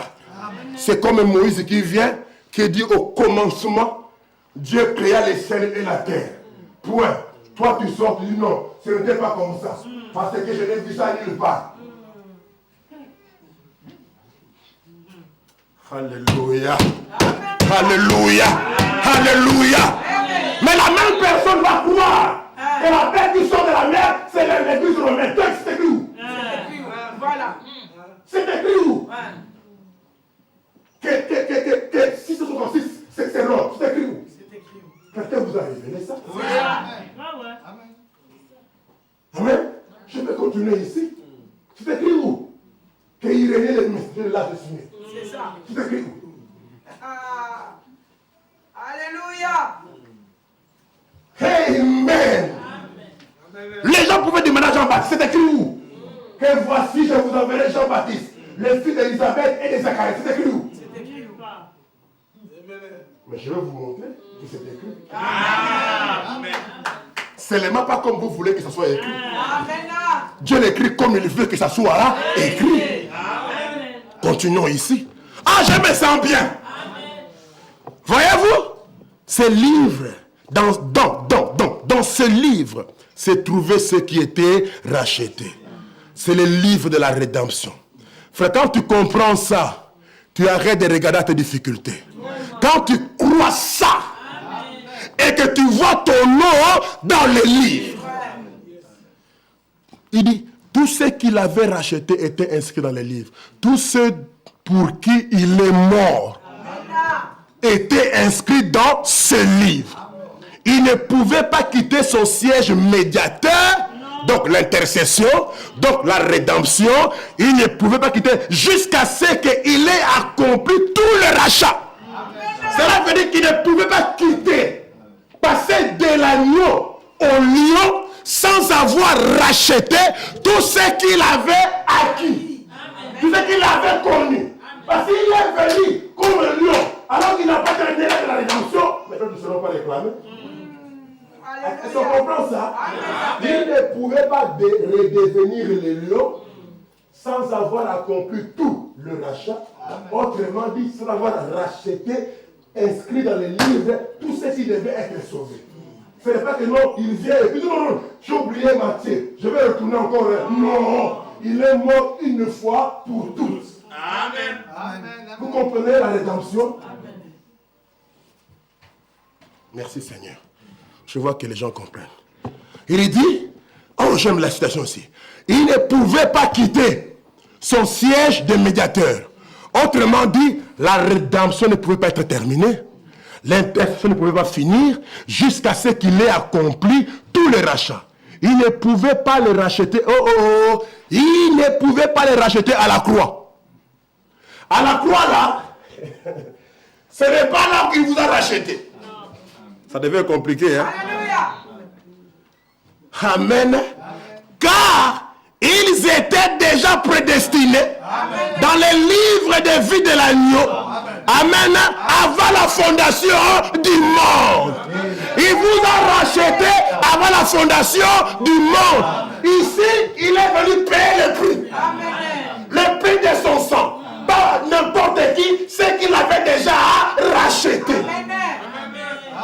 À la croix, il versait le sang. À la croix, il payait le prix. Pour que cela soit sous la déposition de plusieurs témoins. Que le ciel soit témoin. Que la terre soit témoin. C'est pour cela, c'est racheté à lui. Était au pied de la croix. Alléluia. Alléluia. Marie de Magdala, frère. Alléluia. Marie de Magdala. Alléluia. Une femme prostituée. Amen. Qui avait 7 démons. Amen. C'est quelqu'un qui descend. Qui vous délivre les 7 démons. Amen. C'est-à-dire que 7 c'est la perfection. Hein? Elle était parfaitement possédée. Hey. Voilà pourquoi vous ne criez pas. Amen. Vous ne connaissez pas le goût de la rédemption. Amen. C'est ça. Amen. Quelqu'un qui était esclave de la cigarette, qui a fait tout pour arrêter. Quand le goût est parti, c'est à chaque équipe qu'il danse. Quelqu'un qui savait sa femme, qui était un adultère invétéré, qui était un homme qui regardait la pornographie. Et quand il est délivré, le goût est parti.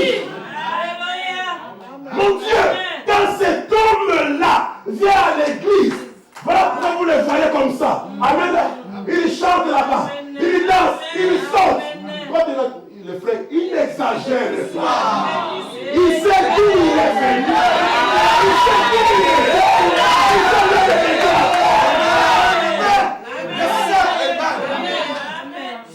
quelqu'un qui avait le cancer de frère. On le trouve un médecin. Le seul qui peut faire l'opération. Le médecin la descend. Il dit aux États-Unis pour t'opérer toi. Frère, quand tu as un enfant, tu donneras son nom. Amen. Pourquoi tu sais la valeur? Oui. Alléluia. Amen. Moi, je porte le nom de mon oncle. Pourquoi? Parce que c'est lui qui a payé la dot à la place de mon père pour marier ma mère. Amen. Donc, il a impacté l'esprit de mon père. Oui. Mon père, qui a le premier nom, je dois donner le nom du grand frère. Celui qui a payé la dot. Quand quelqu'un vous a fait du bien. Alléluia. Amen. C'est que vous n'avez pas encore expérimenté. Oui, c'est ça. Amen. Tu peux marcher dans la rue, tu pousses les cris. Alléluia. Amen. Et tu penses seulement. Amen. Et le médecin dit c'est fini. On ne peut plus rien faire. Alléluia. Et que Dieu descend dans la salle. Amen. Amen. sais qu'on n'a pas encore fait l'expérience. Amen. Amen. C'est ça. Il faut amener les gens avec la grâce de Dieu de faire l'expérience. Amen. Marie de Magdala, quand tu l'as vu, qu'on crucifiait son Seigneur. Je vous dis la vérité, frère. Le mari de Magdala ne pouvait pas l'empêcher d'adorer Jésus. Non. Ni son père, ni son employeur. Vous pouvez dire, mais c'est vous, répétez, vous venez dire quoi? Que j'abandonne cet homme-là. Tu sais d'où je suis venu? Vraiment. Est-ce que tu me connaissais même? Tu sais d'où il m'a tiré? Le gars m'a débarrassé de cette démon. Elle était une prostituée. Et tous les prostituées sont caractérisées par ces démons-là. L'orgueil, la luxure, le terrain. Regardez les femmes prostituées. Prenez tous les 7 démons, vous allez le voir. Et vous-même faites attention. Quand vous voyez tous les 7 démons en vous, c'est que Dieu pompe dans le corps, mais tu as un esprit de prostitution. Amen. C'est un peu dur de parler comme ça, pardonnez-moi, mais c'est la vérité. Mais il a délivré Marie de Magdala. Sa vie a changé. C'est pour cela, le matin, pendant que Pierre dormait, amen, c'est que je voulais prêcher là, qui roulera la pierre, pendant que Pierre dormait, pendant que Jacques dormait, pendant que les frères de Jésus dormaient. Frère, ça veut dire qu'elle n'a pas dormi, frère Alain. Elle pensait à son Seigneur. C'était son amour. Regardez. Amen. Au lever du soleil, elle s'est levée. Il dit Joseph d'Arimathée a mis le Seigneur. Mais je n'ai pas vu que l'on l'avait. Je n'ai pas vu que l'on embaumé. Ils ont laissé le corps de mon Seigneur comme ça. Ça risque de pourrir rapidement. Je vais aller embaumer le Seigneur. Avec Marie, le cœur d'une mère qui n'est taillée jamais. Marie, je vais t'accompagner. Directement le matin, pendant que vous les hommes vous ronflez. Si on peut avoir des soeurs comme ça à l'église. Vraiment. Alors que les mariés de ronfler, la sœur s'élève en train de prier. Mais les soeurs d'aujourd'hui dorment jusqu'à midi. Ah, vous me faites de la peine avec de faux prétextes. Vous trouverez encore une soeur qui se lève la nuit pour intercéder. Comme je dis, ces enfants n'ont pas le Saint-Esprit. Ces enfants se comportent mal, sont mariés à des problèmes, mais vous dormez jusqu'à 13 heures. Vous n'avez que 2 enfants. Mais Suzanne Wesley en avait 17. Amen. Sans machine à laver, sans faire les passages avec les vapeurs, sans séchoir, sans cuisine électrique, sans l'eau dans la maison, avec 17 enfants. Mais elle trouvait le temps de prier chaque heure. Elle a enseigné les enfants correctement. Elle était la maîtresse de la maison. Et elle sortait Charles Wesley. Évangéliste qui nous a sorti la cantique. Rocher d'âge, vendu pour moi. Elle devait sortir John Wesley. Comme on verra ici. Vous avez 2 enfants, vous vous plaignez. Avec la machine à laver. Avec la lave-vaisselle. Avec le sèche-linge. Avec le fer à vapeur au souillis, ça enlève le prix. Mais vous ne priez pas. Vous faites quoi avec le temps? Et puis vous allez dire que vous aimez vos enfants. Non. Si vous aimez vos enfants, vous serez poussés à bout. Soyez d'accord avec moi ou pas, c'est votre problème. Amen. Amen. Si vous aimiez vos enfants, regardez comment tu as passé la journée d'hier. Mais tu sais, hein, que ces enfants n'ont pas le Saint-Esprit.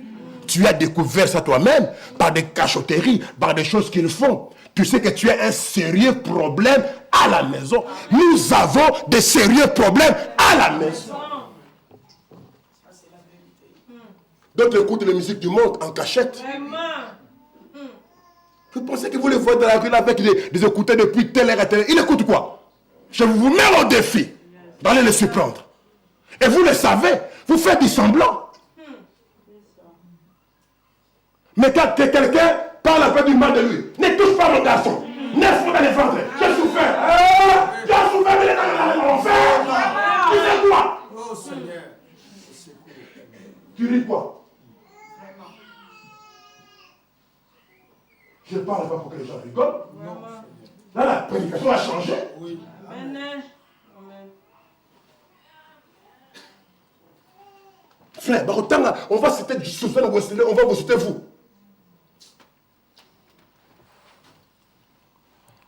Quand quelqu'un fait quelque chose pour vous, hein, elle s'est levée le matin. Elle est partie. Mais retournons ici. Voilà, je vais terminer. Peut-être que je ne vais pas prendre les témoignages aujourd'hui, mais je vais terminer. Vous allez voir le nom, quand les noms sont appelés. Frère, on a dit, tu ne peux pas venir au Seigneur. Amen. Quand on dit, on va faire l'appel à l'autel, on fait quoi? On appelle les noms. Amen. Quand on appelle quelqu'un, on doit dire son nom. Amen. Amen. Je vais vous faire voir ça. Amen. Parce que vous pensez que non. Ah, je dis l'appel à l'autel qui est conduit par le Saint-Esprit. Hein. Pas celui que ta maman pousse. Comme ma femme met ça à côté de Shalom, comme ça on fait l'appel à l'autel. Il dit, va-nous. Va te tranquille. Ça, ce n'est pas l'appel à l'autel. La parole va toucher Shalom dans son cœur. C'est comme sa maman dit, c'est le moment. Qui t'a dit que c'est le moment? Amen. C'est leur frère madame a crié sur un diacre qui a envoyé Billy Paul à l'hôtel. Billy Paul était rétrograde, se comportant mal. Et le prophète prêchait, frappant fort, à l'hôtel. Billy Paul était le corps comme là, en train de bomber. Le diacre est venu. Va, réponds-toi. Ton père souffre à cause de toi. Vas-y. Frère madame a grondé le diacre. Mais tu ne peux pas faire ça comme ça. Amen. C'est Dieu qui doit appeler. Et quand il appelle, il doit t'appeler par ton nom. Amen. Amen. Je vais continuer. J'ai encore 14 minutes. Amen. Maintenant, il dit ici, ils étaient déjà prédestinés dans les livres de vie de l'agneau. Et ils devaient rester là à faire l'intercession jusqu'à ce que la dernière personne soit scellée. Et le prophète dit, gloire. Amen. Donc, s'il a fini l'intercession, amen, c'est que la dernière personne a déjà son nom dans les livres. Amen. Oh, Nzambe. Alléluia. Amen. Pourquoi est-ce que le livre était scellé? Parce qu'on dit que le livre était scellé de cette chose. On scelle seulement une œuvre achevée. Amen. Amen. Je mets la signature à l'écran, la lettre est finie. Je mets le sou dans le wagon quand le wagon est bien contrôlé, fixé. Ça veut dire que quand il rachetait, faisant l'œuvre de la rédemption, de l'intercession, il écrivait des noms dans le plan de la rédemption. Quand il a fini, amen, il a pris le livre et maintenant parce que c'est fini. Le dernier a été appelé et il a scellé le livre de cette chose pour dire que c'est une œuvre parfaite. Une œuvre achevée. Amen. Et il le prend maintenant au Zambé. Maintenant, il fait quoi? Il quitte la forme de l'agneau. Il retourne comme le lion, assis sur le trône. Amen. Mais avec le livre fermé. Et vos noms sont dans le livre. Maintenant, pourtant, sur la terre, des pécheurs. Mais il doit vous appeler. Il n'appelle pas n'importe qui. Il appelle ceux dont les noms sont dans les livres. Mais si le livre est fermé, comment on va le lire? Pour appeler les noms. C'est pour se révéler quelqu'un qui soit digne de prendre les livres, de briser le sceau, de descendre avec ça ouvert, de donner au septième ange, que le septième ange proclame le message. C'est là où tu commences à s'en retourner. C'est ça. Est-ce que je peux attendre l'amen? Amen. Dans la question et réponse sur le sceau. My God. Nous avons fait un tour sur les livres de la rédemption. Question numéro 7. Frère Branham, le livre de vie de l'agneau et le livre de vie, est-ce le même livre? Je réponds à la question. Le livre de vie de l'agneau et le livre de vie tout court, est-ce le même livre? 132 dit bien sûr. Il dit ici, bien sûr. Vous voyez, Parce que c'est là que tout ce qui concerne la rédemption est écrit dans ces livres. Voyez-vous, je connais dans notre situation, il fera la différence un peu avec ça, mais s'il dit c'est la même chose. Nous croyons les deux. Amen. Vous voyez, leurs noms, écoutez bien, bien aimés, voyez, leurs noms sont à l'intérieur. Là, vous croyez parce que la Bible dit lui-même, ceux dont le nom n'était pas inscrit dans les livres de vie de l'agneau, c'est ceux qui adorent la bête. Eh bien, notre nom a été mis dans le livre de vie de l'agneau. Frère Branham, il a été mis l'autre soir, pas du tout, pas du tout. Vous avez simplement appris qu'il y était l'autre soir. Amen. Ton nom était ça, Prisca, si ça a été écrit, ça n'a pas été écrit le jour où tu prends la décision de suivre le Seigneur Jésus-Christ. Ça a déjà été écrit. Mais l'autre soir, tu as seulement appris que Zokande, ton nom existe dans les livres. Amen. Mais, frère Alexis, frère Julien, le nom a été écrit avant la fondation du monde. Mais le jour où tu as levé la main pour donner ta vie au Seigneur, c'est seulement ce jour-là que tu as appris. Mais ce n'est pas que non. Bon, qui va accepter le Seigneur? Moi. Écrivez le nom. Il s'appelle encore comment? Les gens, vous donnez aux anges beaucoup de travail, frère. Bon, maintenant tu prends, on écrit ton nom. Demain tu rétrogrades, on fait quoi? On efface. Et quand tu vas dire, bon, je me répands. Et puis on écrit. Et puis je rétrograde. Et puis on efface. C'est charnel. C'est pour cela que quand Dieu t'a sauvé, il t'a sauvé une fois pour toutes. Comme je dis, si Dieu a fait l'erreur de sauver quelqu'un, si Dieu a fait l'erreur de te sauver, tu es sauvé. Tu ne peux pas être perdu. Même si aujourd'hui, tu retournes dans le monde, tu ne peux pas être perdu. Tu vas seulement perdre les attributs, les bénéfices, l'atmosphère qui vont avec les saluts. Tu perdras la joie, tu perdras la puissance, tu perdras la paix, tu perdras le bonheur, tu perdras ce qui nous fait crier. Mais le salut, tu ne le perdras pas. Je peux attendre amen. Amen. Alors, dis à Satan qui te dit, comme tu as fait ceci, ça n'est fini de toi. Dis, tu ne connais pas les Écritures. Amen. Ou bien tu fais semblant de ne pas connaître les Écritures. Parce que tu connais les Écritures. Amen. Amen. Amen. David, l'homme selon le cœur de Dieu, a commis adultère. Il a commis un meurtre avec préméditation. Circonstance aggravante.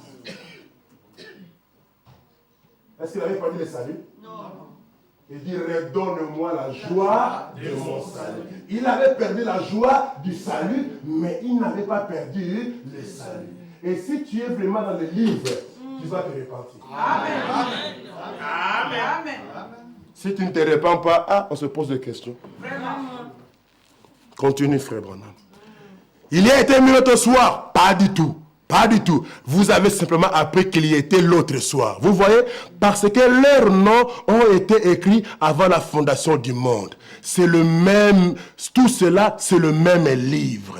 Voyez-vous? Question 8. Bon, frère Branham, est-ce que tous les Juifs qui sont nés depuis la venue de Christ seront sauvés?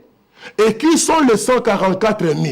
Sont-ils ceux qui sont prédestinés à être scellés du Saint-Esprit? Et quelle est leur mission? Verset 113. Oh, il y a à peu près 3 questions dans une. Là, mais voici la première. Est-il vrai que tous les Juifs qui sont nés, qui sont venus au monde depuis Christ, seront sauvés? Non. Amen. Amen. Ne pensez pas quand on dit que tous seront sauvés, on parle de tous ces Juifs-là. Il y a des Juifs de véritables escrocs. Des vrais escrocs. Il y en a qui ne croient même pas en Dieu. Il y en a qui sont des homosexuels. Il y en a qui sont dans des boîtes de nuit. Quand vous allez à Jérusalem, ne pensez pas que tu es au paradis. C'est le monde. Amen. Mais quand nous parlons de Jésus, là que nous bénissons, alléluia, c'est la nation, c'est l'État. Amen. Il y a les 144 000, mais n'oubliez pas que tous ne seront pas sauvés. Mais comme tu ne sais pas qui sera sauvé, qui ne sera pas sauvé, nous veut pourtant de bénir tout le monde. Oui. Amen. Et tu commences à dire, là c'est un escroc. Il peut être escroc aujourd'hui, avant les messieurs les 144 000. Donc toi, ne jugez pas les gens. J'ai appris à ne pas juger et à ne pas condamner les gens. Celui qui est mauvais aujourd'hui, que tout le monde jette la pierre. Frère, vous le verrez à côté de Marie de Magdala, en train de partager des expériences. Qui pouvait imaginer que les brigands seraient au ciel? Même pas Pierre, même pas Matthieu, personne. Hein? Même Jean le divin, non? Quand ils voyaient Jésus entre deux brigands, est-ce qu'ils regardaient même les autres là? Ils disaient, ah, le Seigneur est même parti. On a mis le Seigneur à emmener des bandits, on menait des ignorants. Les gars, c'est là, il n'est pas même au Seigneur. Il dit même quoi? Vraiment, c'était comme ça. Ah oui? Oui. Mais là, la rédemption est en train de se passer. Il est en train de... Oh mon Dieu, il ne sera jamais arrêté. Il va toujours être écrit. Il ne vous oubliera pas. Mais par la croix, il vous appellera. Lui, il savait. Mais un monsieur qui a prêché l'évangile, qui a sauvé les âmes même au lit de l'hôpital. Oui. Jésus. Alléluia. Mais tu comprends ça? Le monsieur dont nous parlons, amen. Amen. Il a sauvé les gens, même à la dernière minute. Ah, que Dieu ait pitié de nous. Nous passons 5 ans sans parler à une âme. Mais lui, frère Alain, pendant qu'il rendait l'âme, il sauvait quelqu'un. Amen. Tout le monde qui regardait Amen. ne faisait pas aucun. Amen. Mais aujourd'hui. Amen. Ah, j'aime cet homme-là. Si on connaissait son nom, il devait avoir de Ndoï, de son monnaie. Il dit, tu ne crains pas Dieu. Qui lui a dit que l'homme-là était Dieu? Amen. Voilà. Sur la révélation, reste la révélation. La révélation, ce n'est pas la lecture. La révélation, ce n'est pas lire. Ce n'est pas étudier. Dieu se cache et se révèle à qui il veut. Yes, sir. Je crois qu'il a connu les choses avant Pierre. Amen. Et il a connu avant Jean. Jean a dit, mon Seigneur et mon Dieu, après la résurrection. Mais les gars là, il dit, ne crains-tu pas Dieu? Autrement dit, celui qui est là, amen, celui qui est là, en train de pleurer là, de demander de l'eau, amen, c'est la divinité faite de chair. Toi, espèce de bandit, on a volé ensemble. Toi et moi nous méritons. Frère, toi et moi nous méritons. Vous faites trop de bruit, on va critiquer. Tu es critiquable, non? Non, vraiment, on peut parler comme ça. Toi qui es accepté, hein, que tu es critiquable, insultable, méprisable, chassable, tapable, maltraitable. Tu acceptes tout. Et là, quand les gens t'insultent, ça ne peut faire un si tu es insultable. Oui. Amen. Mais si tu penses que toi, tu es intouchable, tu souffriras. Même quand tu quittes l'église ici, là où tu iras, on va te toucher. Parce que tu vas pas quitter l'église, tu es intouchable. C'est vrai. Ah, ça c'est vrai. Tu es venu, alors je suis venu parce que la Bible, là maintenant je ne comprends pas avec toi. Frère, moi, je suis un bon frère, hein, mais frère, il y a des choses. Même toi, je suis intouchable. Si tu es intouchable, sois enlevé. Parce que ici, tu ne sais pas vous toucher. Amen. Parce que je souffre plus bien. Alléluia. Moi, je suis insultable. Arrête, tu es insultable. Insultable. Amen. Quand tu as accepté ça, amen. Quand tu as accepté ça, tu es calme. Oui. Mais on a dit ça de toi comme ça. On a des problèmes. Tu dis, ah, mais c'est normal, ils ont raison. Amen. Mais l'autre soeur a ajouté. Et ça fait quoi? Dès que je suis mort, quelqu'un qui est mort, même si vous l'insultez, il va répondre. Frère, beaucoup, nous ne sommes pas morts. Nous parlons.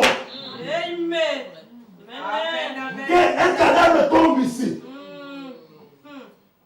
Il va se plaindre que non, moi on m'a laissé 8 mois dans la morgue. Non. Il ne se plaint pas. Parce qu'il est mort. Donnez un coup de pied. Tu vas le mettre. Mais vous, c'est Marie. Qu'on donne un coup de pied, tu réponds. Qu'on insulte, tu réponds. Qu'on parle du mal de toi, on va s'asseoir. Et si tu arrives au point de dire je suis mort. Ce n'est pas des palabres, c'est la vérité. Et Dieu va te donner l'occasion pour que tu montres que tu es mort. Amen. Amen. Si tu es mort, même le diable te laisse tranquille. Amen. Si tu es mort, même le diable te laisse tranquille. Amen. Nous continuons ici. Et je peux attendre un amen. Amen. Oh my. Il dit, non, personne ne sera sauvé sauf ceux dont le nom a été écrit dans le livre de vie de l'agneau avant la fondation du monde, qu'ils soient juifs ou des nations. Vous avez suivi? Voyez, c'est tout. Point. Le livre contient ce mystère. Et le livre ne le dévoile que maintenant. Non pas le nom de chacun, mais le mystère du livre. Au moment où il parle ces noms-là, où il appelle plutôt, au moment où il appelle ces noms-là, je réponds à la lecture parce que vous n'avez pas suivi la lecture. Les livres, il parle de noms qui sont dans les livres, les livres contiennent ce mystère. Et les livres ne le dévoilent que maintenant, non pas le nom de chacun, mais le mystère du livre, au moment où il appelle ces noms-là. Est-ce que finalement vous comprenez ça maintenant? Quand le livre est ouvert et que la parole est proclamée, c'est à ce moment-là que ton nom est appelé. Voilà pourquoi tu viens à l'autel. Parce que tu as entendu ton nom. Amen. Quand le mystère est prêché, la parole est prêchée, on frappe sur le vol, on frappe sur le vol. Tu vois ta nature. Le nom, c'est la nature. Tu dis, oh, ça c'est ce que j'ai fait. Ça c'est ce que... Je peux que les gens disent, non, ça m'a touché. Aujourd'hui, il a parlé de moi. Est-ce qu'on dit aussi votre nom à l'église? Non, il a parlé de moi. Quand on parle du péché, quand on parle du péché, et puis on vous dit dans la parole là, qu'il y a un moyen. Amen, hein? Pour que tu vives une vie saine, la vie que tu as toujours désirée. Il y a quelqu'un ici qui vous appelle. Tu reconnais ta position. Tu reconnais ton nom. Voilà, tu te lèves. Tu viens à l'autel. Pourquoi? Tu as entendu ton nom à l'ouverture de la parole, à la proclamation de la parole. Je vais encore lire pour que vous voyez que c'est bien comme ça. On ne dit pas Marthe, Matondo, Matthieu, non. Au moment où il appelle son nom. Vous avez compris? Mais le mystère du livre, au moment où il appelle ces noms-là. Là, ça veut dire, ces noms-là, ça veut dire le nom qui a été écrit. Il les appelle quand le mystère du livre est ouvert. Et est-ce finalement, vous comprenez ça maintenant? Voyez. 115. Le livre ne dit pas l'Évangile. Non. Amen. Le livre ne dit pas l'Évangile sera sauvé pendant cet âge de l'église ou que Orman Neville ou que qui que ce soit. Non, ce n'est pas ce qui est dit. Il montre simplement le mystère. Il dévoile le mystère de la chose. Mais nous, personnellement, par la foi, nous le croyons. Amen. Comme nous croyons, nous venons. Quand le mystère est révélé et que tu crois au mystère, c'est ça où tu attends ton nom. Oh, puisqu'en Punga, tu as compris pas, tu as dormi. Messieurs, nous voulions voir Jésus. On va terminer avec celle-ci. Nous savons que lorsque le Messie viendra, amen, il parle de la femme samaritaine. Quand le Messie viendra, il fera ceci, il fera cela. Je saute un peu parce que je n'ai plus le temps. Ça, c'est en deux. Jésus a dit, a répondu à la femme, je le suis, moi qui te parle. Frère Branham dit, c'est cela son identification. Maintenant, écoutez-moi, vous qui cherchez le nom des gens dans les Écritures. On n'avait pas écrit que voici une vierge sera enceinte, il donnera un nom qu'on appellera Jésus-Christ de Nazareth. Son papa sera Joseph, sa maman sera Marie, ils habiteront à Nazareth. Tout ça, on n'a pas écrit. Mais on l'avait identifié.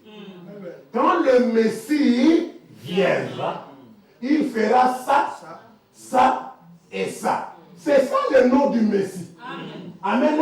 C'est l'identification du Messie quand il viendra. Et la femme connaissait le Messie. Amen. Elle savait que quand le Messie viendra, amen, je le reconnaîtrai par son identification. Amen. Le Messie a la parole au moins. Il est loin. Il vous dit des choses qui sont dans votre cœur. Que personne ne connaît. Il dit avant que Philippe ne t'appelle, quand tu étais assis sous le figuier à 10 km d'ici, je t'ai vu. Amen. D'abord, je connais ton nom, le nom de ton père. Je peux te voir à 10 km. Je sais que tu étais assis sur un arbre. Je connais même le nom de l'arbre. Quand Nathanaël a entendu ça, de tuer le Messie, le roi d'Israël, il n'a pas demandé c'est quoi ton nom. Pourtant, quand Philippe est arrivé, il a dit Jésus de Nazareth. Il dit est-ce que de Nazareth, quelque chose de bon peut sortir? Allez, si ce n'est que des noms, qu'est-ce avec ça? Il dit viens et vois.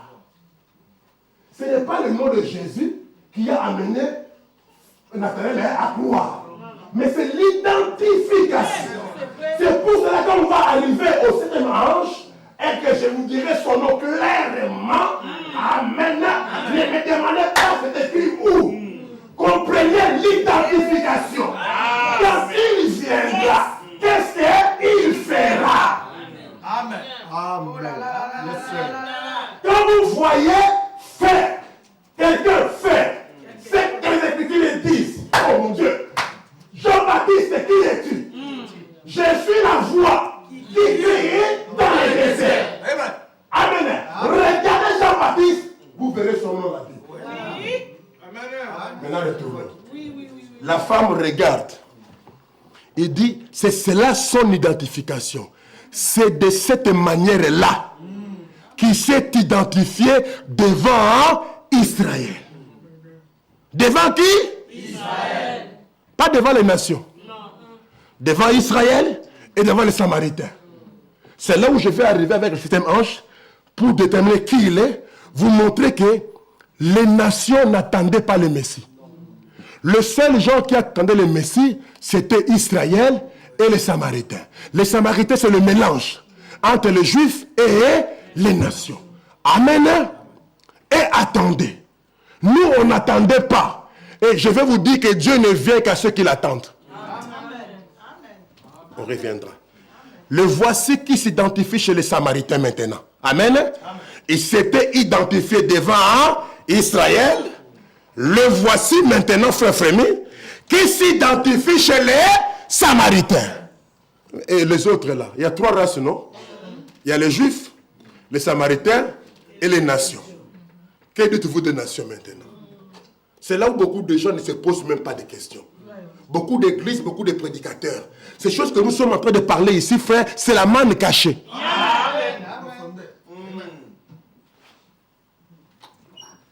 Messieurs, nous voudrons voir Jésus. Dit, je le suis, moi qui te parle. Et sur ce, il n'a plus jamais posé de questions là-dessus.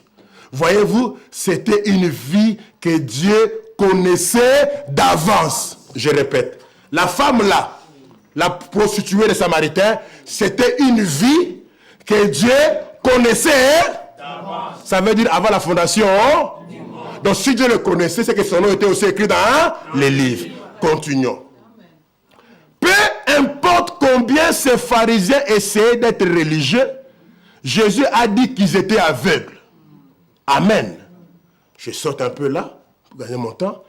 175. En effet, voyez-vous, Jésus a dit, nul ne peut venir à moi si le Père ne l'attire. Et tout ce que le Père m'a donné, au passé, hein, pas tout ce que le Père me donnera. Donc le Père lui avait déjà donné. Frère Francis, tu comprends ça? Tout ce que le Père m'a, si le Père ne t'a pas donné à Jésus, tu ne viendras jamais. C'est là où nous disons, on ne devient pas enfant de Dieu. On est né enfant de Dieu. Même quand l'Écriture dit, tout ce qu'il a connu, tout ce qu'ils ont accepté, il leur a donné le pouvoir de devenir enfant de Dieu, mais il veut dire qu'il leur a donné le pouvoir de reconnaître qu'ils sont enfants de Dieu, afin de commencer à vivre comme les enfants de Dieu. Devenir là, c'est changer de vie. Amen. Mais il était toujours un enfant de Dieu. C'est la fille ici. Ne deviendra jamais l'enfant de frère Bissimo. Amen. Elle est née. Elle est sortie de ce monsieur-là. Amen. Elle n'a pas d'effort à faire. Même si elle rétrograde. Même si elle dit, je ne prie plus. Elle restera toujours son enfant. Amen. Amen. Parce qu'elle n'a pas été adoptée. Amen. Elle est née dans la famille. Amen. Nous sommes nés dans la famille. L'adoption, nous prenons dans la Bible, ce n'est pas l'adoption que non, viens tu deviens mon fils, non. C'est l'adoption où on vous donne la position, amen, les droits du fils. Amen. Vous avez toujours été. La femme ici, amen, la femme ici, béni soit son âme, elle était connue d'avance. En effet, eh bien, c'est ce qui, en effet, tout ce que le Père m'a donné au passé viendra à moi au futur. Tu comprends ça, Ruth? Tu es venu parce que le Père t'a donné à Jésus. Eh bien, c'est ce qu'il a dit, n'est-ce pas? Certainement. Maintenant, écoutez. Quand l'Antéchrist paraîtra sur la scène, là, il dit, il va séduire sur la terre tous ceux dont le nom n'était pas écrit dans le livre de vie de l'agneau qui a été immolé. L'agneau n'a pas été immolé à la Golgotha. L'agneau a été immolé avant la fondation du monde. Écoutez, voyez-vous, leurs noms ont été écrits dans le livre de la rédemption. Jésus est venu racheter ceux dont le nom était écrit dans le livre. Et quand le dernier nom est racheté, l'agneau prend le livre et il s'en va. C'est terminé. La rédemption est alors terminée. C'est clôturé. Et qu'était cette femme samaritaine? Elle était une personne dont le nom se trouvait dans le livre. Peu importe la condition dans laquelle elle se trouvait. Écoutez maintenant. Dès que la véritable lumière de l'évangile a frappé cette petite prostituée, elle a reconnu cela. Donc quand l'évangile a sonné, elle a entendu son nom qui était placé dans le livre parce que celui-là était venu appeler ceux dont le nom était dans le livre.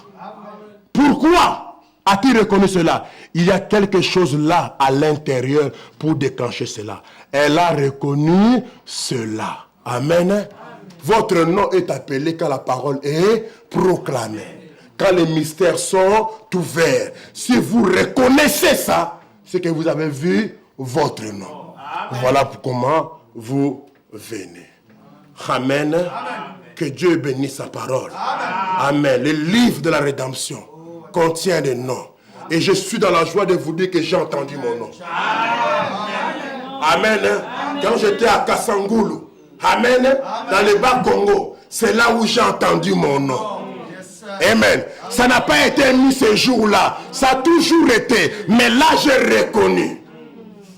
Je dis non. Je laisse tout. Quelqu'un m'appelle et je vais. Amen. Est-ce que Théophane a entendu son nom? Est-ce que vous avez entendu votre nom?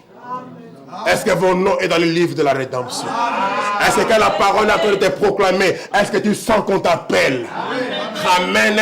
Si tu entends ton nom, alors tu viens. Que Dieu vous bénisse. Lèvons-nous. On va prier le Seigneur. Amen. Alléluia. Dimanche prochain, on va identifier le 7e ange. Amen. Pour que la lecture soit complète.